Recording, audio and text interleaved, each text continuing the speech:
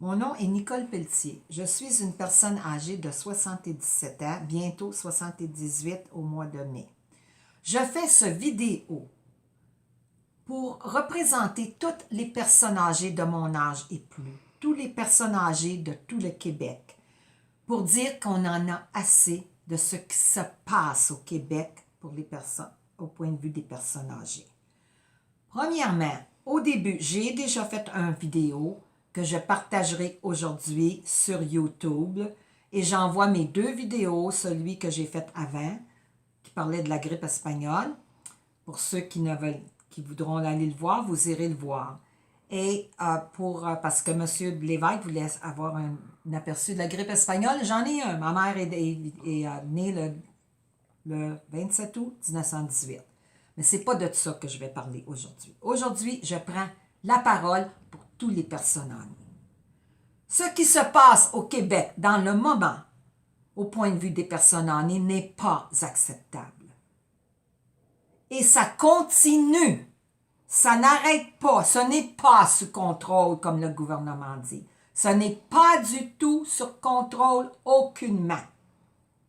Premièrement, quand la pandémie a commencé, pourquoi, quand les aînés ont été malades dans les foyers qui ont commencé, pourquoi n'ont-ils pas été transportés à l'hôpital?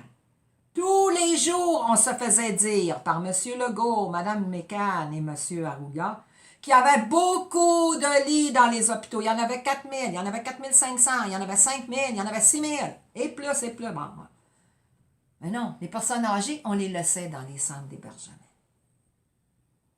Ça, c'est la première erreur. Première erreur. Deuxième erreur.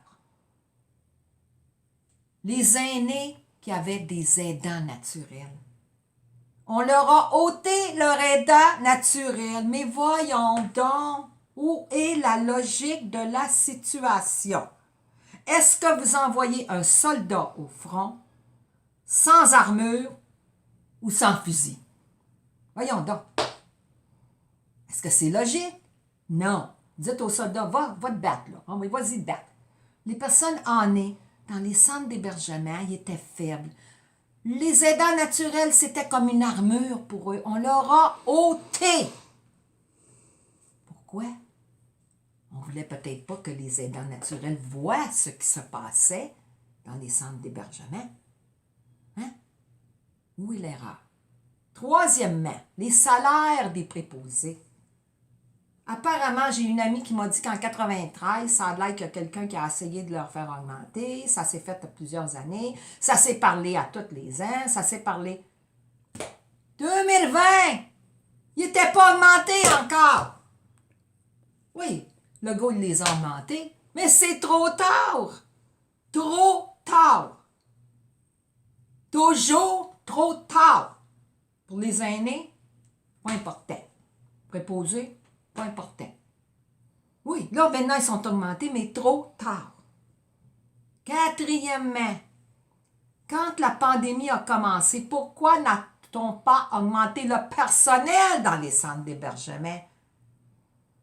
Entendre parler qu'ils voulaient protéger les aînés, ils nous ont tous confinés à la maison. C'est-tu assez clair? On veut votre bien, on veut votre santé, on veut votre bien-être. Bullshit! Vous appelez ça de la protection?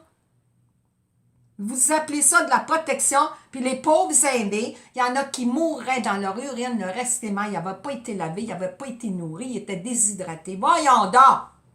Mais c'est quoi ça? C'est quoi ça? Au Québec, on a un système de santé qui est supposé être un des meilleurs au monde. Il y a eu les enfants de Duplessis, il y a eu les enfants martyrs, Aurore, la petite fille de Granby. Les femmes qui se font tuer. Ben là, les aînés, ben là, envoyez, c'est les aînés. Bon. Mais ça va finir quand que ça va finir? Quand? Je me le demande. Et ça continue. Il n'y a rien qui se passe. Il n'y a rien qui est réglé. On parle. Puis les enquêtes, là, c'est pas des enquêtes qu'il faut faire, là. C'est de l'agissement. Les pires places, ça a été les privés. Hey, les gens, ils payent de 3 000 à 10 000 par mois. Hey, boy, tabarouette, je commence une chose pour les personnes aînées demain. Moi, je savais pas ça. Qu'il y avait des gens qui payaient 3 à 10 000 par mois pour garder les aînés. Mais quelle horreur! C'est juste, ils prennent les aînés pour ramasser de l'argent. Ramasser de l'argent, c'est tout ce qui compte aujourd'hui. Ramasser de l'argent, on traîne les aînés, envoie, on a soin, toi, à 10 000 par mois, c'est là qu'ils mourraient le plus. J'ai pas besoin de vous dire qu'est-ce qui s'est passé, vous le savez, vous l'avez entendu aux nouvelles comme moi tous les jours. Est-ce que c'est réglé? Ils ont déjà dit qu'ils arrêteraient ça, les privés. Calculez! Quelqu'un qui paye, disons, en moyenne 5 000 par mois. Vous en avez 150. Multipliez dans votre tête 5 000. Multiplié par 150. Combien ça coûte pour nourrir un aîné? Ça coûte même pas $1 par repas. Ça pourrait être 75-80 $ par mois pour nourrir un aîné. Pas pire. Un peu des couches. Bon, on les change pas. On les laisse traîner dedans, anyway. Parce que ça coûte pas cher de couches, hein? Bon. On les donne pas un bain par semaine. Puis encore, combien ça fait d'années que les aînés n'ont pas les bains qu'ils devraient avoir? Combien que ça fait d'années que ça dure? Ça va arrêter. Quand que ça va arrêter? Et ça continue. J'ai pas fini. Prochain point. Parce que j'en ai beaucoup, là. Bon, prochain point. Un agent de sécurité, ça prend 24 heures pour avoir un permis. 24 heures. Combien qu'il fait un agent de sécurité par de l'heure, je ne sais pas. Hein? Je ne sais pas exactement, mais il fait un bon salaire, puis il fait quoi? Il se promène, puis il arrête le monde, puis il donne des amendes. Ben oui, ça rapporte de l'argent au gouvernement. On donne des amendes pour des niaiseries, j'ai entendu dire. Il y en a que c'était justifié, mais il y en a que ça ne l'est pas. Il y a de l'exagération, encore de l'exagération. Bon. La madame, là, il y avait une Française elle était infirmière, elle avait son diplôme, elle avait déjà travaillé préposée quand elle était jeune, elle était prête à aller travailler, elle n'avait pas de numéro d'assurance sociale. Il n'aurait pas pu y en donner un temporaire, comme une de mes amies a dit, un beau temporaire, ZZZZ, ah ouais, il faut dire travailler. Elle veut combien qu'il y a de gens qui ont téléphoné, qui n'ont pas été rappelés? Combien? Encore? Mais vous avez foiré le gouvernement. Vous avez foiré sur toute la ligne dans les centres d'hébergement. Toute la ligne. Au début, la vidéo que j'ai faite en premier, j'avais beaucoup de respect pour M. Legault. Aujourd'hui, j'en ai plus de respect pour aucun des gouvernements. J'ai plus de respect pour M. Legault. J'en ai pas pour M. Arruya. J'en ai pas pour Mme Lécan et ni pour Mme Blais. Et je m'excuse. Là, je sors la tirée de route et j'attaque. C'est fini. Moi, je restais pas, j'ai fini de rester à la maison à regarder les nouvelles, pas à rien faire. Je ne suis plus capable. J'ai besoin de parler. Moi, je suis en santé. J'ai 77 ans, comme je dis, je vais en avoir 78. Je ne prends aucun médicament. Ma pression est bonne, sauf qu'elle est en train de monter au plafond dans le moment. Mon cœur est bon. Je fais de l'arthrose. Non, pas de problème. J'ai un appareil de réflexologie, gingembre, curcuma. Ça va super bien. J'ai un gros handicap visuel. Je vis avec. C'est correct. Je marche avec une mini-visionneuse là, qui est quelque part, mais en tout cas, c'est une petite affaire que je regarde. Mais mon ordinateur, il est dans ma tête. Ça, j'ai des notes, là, mais je ne peux même pas les lire, je peux même pas les voir. Je les ai écrits gros, mais je ne suis pas capable de les lire. Sans ça, il faudrait que je me colle le nez dessus comme ça. Tiens, bon. Je vois pas clair. Mais j'entends, puis je vois assez bien pour savoir qu'est-ce qui se passe. Et il faudrait que ça arrête. J'ai pas fini encore. Bon, là, on est rendu au point que, là, il y a un monsieur qui a arrêté de manger. Ah, il y en a combien qui ça pleure? Les gens, c'est ça, ils sont démunis. Ils sont démunis, les personnes âgées. Quand une personne âgée est arrivée à un certain âge, là, puis qu'elle n'a pas de contact avec sa famille, moi, personnellement, j'ai des amis. J'ai des activités. Je peux faire plein de choses. Je m'occupe bien. Mais il y a des gens à mon âge et un peu plus vieux que tout ce que c'est pour eux autres, c'est la famille. Les petits-enfants. Là, ils ne les voient plus, là. Ils ne les voient plus, là. Vous leur avez ôté ça. Si leur choix était de voir leurs petits-enfants, oui, vous allez dire, pour les protéger de quoi? Ils sont en train de crever. Ils sont en train de crever dans les centres d'hébergement. Vous les protégez, mais de quoi que vous les protégez, voulez-vous même me le dire?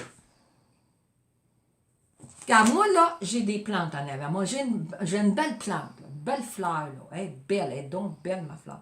Puis là, je la regarde, ma fleur, puis je dis, oh, t'es donc bien belle. Oh, si t'es belle! Oh, puis là, tu revires de bord, tu regardes, puis tu regardes.